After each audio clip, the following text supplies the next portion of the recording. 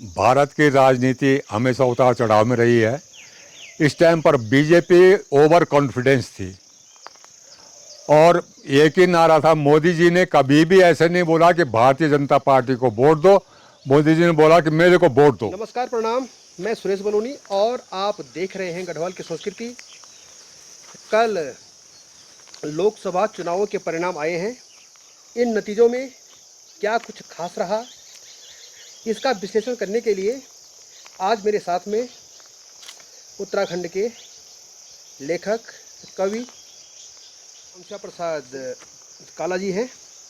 और काला जी एक बहुत सुंदर विश्लेषक हैं, बहुत अच्छा विश्लेषण करते हैं। और आज हम उनसे बात करेंगे कि लोकसभा चुनावों के जो नतीजे आए हैं, जहां भाजपा 400 पार का नारा लगा रही थी और विपक्ष ये बोल रहा था कि हम मिलकर के सरकार बनाएंगे, इंडिया जो गठबंधन है वो सरकार बनाने की बात कर रहा था। लेकिन नतीजे 400 पार के भी नहीं आए और विपक्ष के सरकार बनाने के भी नहीं आए। मेरे साथ में काला जी हैं और काला जी के साथ बातचीत करेंगे कि क्या कारण रहे कि भाजपा 400 पार नहीं हो पाई और इंडिया जो गठबंधन है वो भी सरकार बनाने तक नहीं पहुंच पाया। आपका बहुत बहुत स्वागत है गढ़वाल की संस्कृति में। बहुत बहुत धन्यवाद। गढ़वाल के संस्कार स्वागत है हमारी तरफ से भी।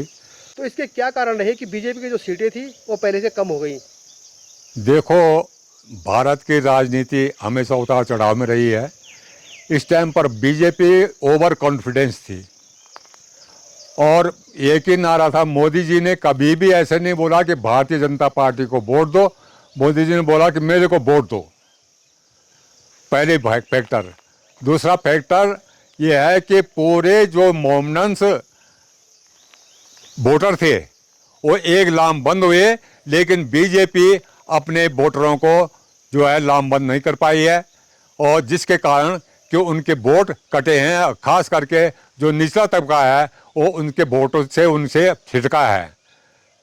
तीसरा कारण है कि जो बाहर के लोगों को बीजेपी ने अपने यहाँ बुलाया, आ करके तोड़ करके या खुद ही वो आए हैं और उनको अपने अपने कार्यकर्ताओं को छोड़ करके उनको जो प्रत्याशी बनाया है वो भी उसका बहुत बड़ा फैक्टर है। क्योंकि मेरे को लगता है कि बीजेपी के कार्यकर्ता इससे टूटे हैं, इससे हताश हुए हैं और शायद उन्होंने अपने दिल से या जिस लगन से वो काम करना चाहते थे वो नहीं कर पाए हैं। ये इसका खास कारण हो सकता है। आप लगा लीजिए कि 85 उन्होंने बाहर से आए हुए, दूसरे दलों से आए हुए लोगों को टिकट दिए और केवल 31 जीते हैं उसमें। तो लगा लीजिए आपके 60% जो है वोट उनके हारे हैं और वो जो उनके पक्के कार्यकर्ता हैं वो मायूस हैं। तो इन चीज़ों को देखते हुए बीजेपी का ये एक बहुत बड़ा लॉस हुआ है। बीजेपी लामबंद नहीं कर पाई है और बीजेपी अपने आप को अपने जो उन्होंने प्रोग्रेस किया था, जो उन्होंने दे उसको एक्सप्लोज जनता के सामने एक्सप्लेन नहीं कर पाई है। मेरे को तो ऐसा लगता है।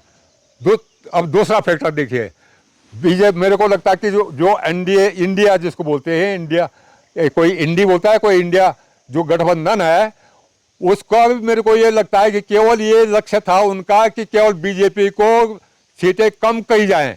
उनका भी ये लक्ष्य नहीं था कि बीजेपी से हम आगे बढ़ जाएं। तो ये जो फैक्टर्स हैं ये बीजेपी के हार के कारण है और जो विपक्ष को भी इतना खुश नहीं होना चाहिए। हाँ, बीजेपी का फर्क पड़ रहा है। पहले गवर्नमेंट में बीजेपी का अपने बहुमत में थी, उसमें शिव सीजन चली गई, कोई फर्क नहीं पड़ा। अकाली दल तो ये श्रोमणी अकाली दल चला गया, उससे कोई फर्क नहीं पड़ा था।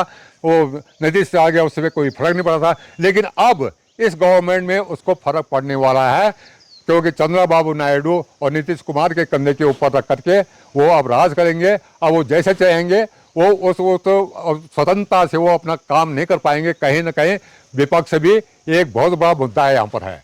विपक्ष बहुत बड़ा हावी है। विपक्ष के पास में कई चीज़ें हैं जो जिसको कि जो गवर्नमेंट करना चाहेगी उसको वो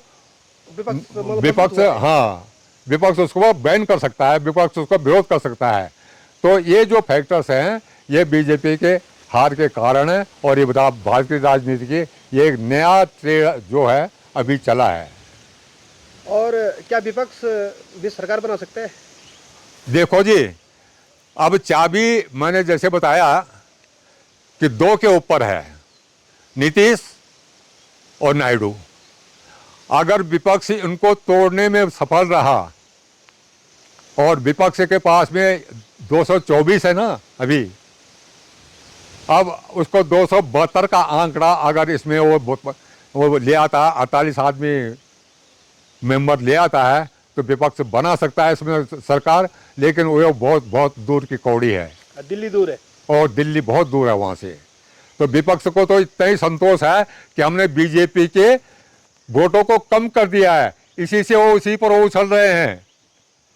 लेकिन अब वो उम्मीद ऐसी है कि प्रधानमंत्री नरेंद्र मोदी ही बनेंगे, और आगे भी जो है जो कोaliशन गवर्नमेंट थी वो बीजेपी की बनेगी।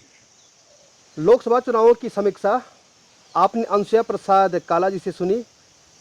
आपको उनकी समीक्षा कैसे लगी, आप कमेंट करके ज़रूर बताएं। फिर मिलते हैं दूसरी वीडियो में। धन्यवाद, नमस्कार, प्रणाम।